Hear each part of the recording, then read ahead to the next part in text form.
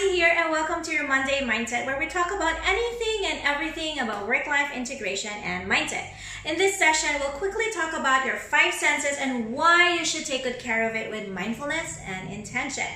Okay, our sight, sound, smell, taste, and touch.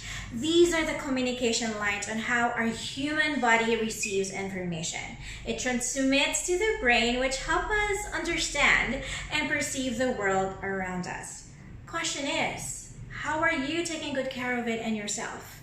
How will your 5 senses set you up for success? Okay, here we go.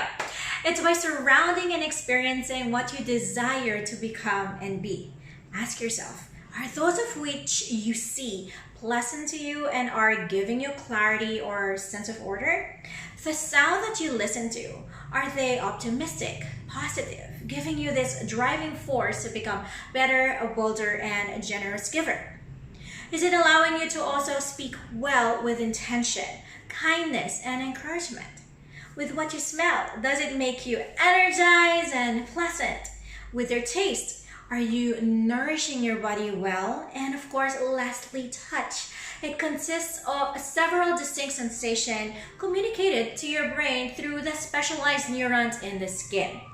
What you experience, what you feel, how you felt, the pressure, temperature, light, touch, vibration, pain, and all that you feel, okay? These are sensations that can influence decisions.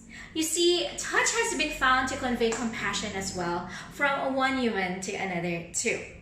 Okay, so may I invite you guys to protect your 5 senses and center around it, and you'll be able to set yourself up for success. Be with people who are smarter than you, surround yourself with those you'd want to become, organize your surroundings, speak the way they speak, choose the conversations you include yourself in, and continuously nourish yourself inside and out. All right, my name is Kassy Braganza. We'll talk to you soon.